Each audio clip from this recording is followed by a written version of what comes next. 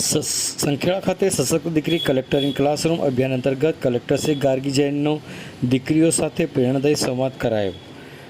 સંખેડા તાલુકાની સાર્વજનિક કન્યા વિદ્યાલય ખાતે સશક્ત દીકરી કલેક્ટર ઇન ક્લાસરૂમ અભિયાન અંતર્ગત જિલ્લા કલેક્ટર શ્રી ગાર્ગી જૈને શાળાની વિશેષ મુલાકાત લીધી હતી. કલેક્ટરે શાળાની વિદ્યાર્થીનીઓ સાથે સીધો અત્યંત પ્રેરણાદાયી સંવાદ સાધીને તેમનો આત્મવિશ્વાસ વધાર્યો હતો.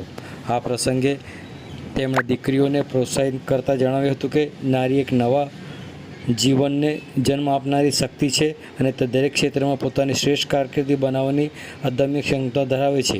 દીકરીઓએ પોતાના સપના સાકાર કરવા માટે હાર માન્યા વગર સતત પરિશ્રમ કરવો જોઈએ. સંવાદ દરમિયાન કલેક્ટરશ્રીએ પોતાના વિદ્યાર્થી કાળના સ્મરણોને અનુભવો વગોડ્યા હતા. તેમણે કન્યાઓને વર્તમાન સમયમાં અત્યંત મહત્વપૂર્ણ એવા ગુડ ટચ અને બેડ ટચના અનુભવો વિશે વિસ્તૃત સમજણ આપી હતી. તેમણે વિદ્યાર્થીને ખૂબ જ મક્કમતાપૂર્વક જણાવ્યું કે જ્યારે પણ કોઈ અજુગતો કે બેડ ટચનો અનુભવ થાય ત્યારે ગભરાયા વગર પૂરી હિંમતથી તેનો પ્રતિકાર કરવો જોઈએ અને તુરંત જ પોતાના માતા પિતા કે વિશ્વસનીય સ્વજનોને તેના વિશે જાણ કરવી જોઈએ.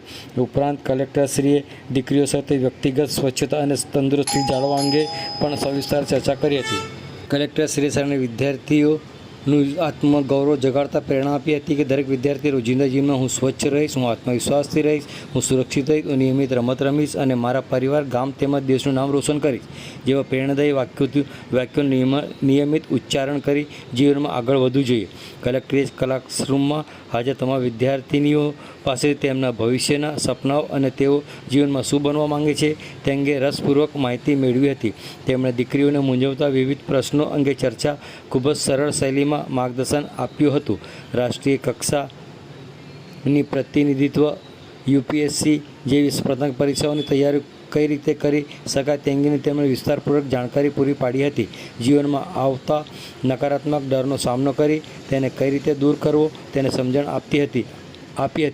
તેમણે ઉમેર્યું હતું કે સમયનો યોગ્ય સદુપયોગ કરી જીવનનો આનંદ માણો અને શ્રેષ્ઠ કાર્ય કરી ગામ, જિલ્લા તેમજ દેશનું નામ ઉજ્જવળ કરો.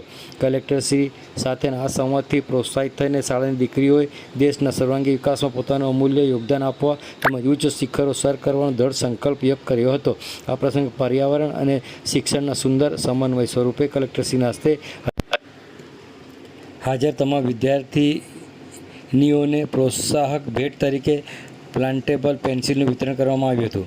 કાર્યક્રમના સમાપને કલેક્ટર સાથેના સુખદ સંવાદ સમારંભ રૂપે શાળાની વિદ્યાર્થીનીએ કવિશ્રી ઉમાશંકર જોશી રચિત પ્રસિદ્ધ ગીત રચના મળતા મળી ગઈ મોંઘેરી ગુજરાત, ગુજરાત મોરી મોરી રે, ભારતની ભૌમમાં ઝાંઝેરી ગુજરાત, ગુજરાત મોરી મોરી રે સમધુર સ્વરે ગાય સંભળાવી હતી.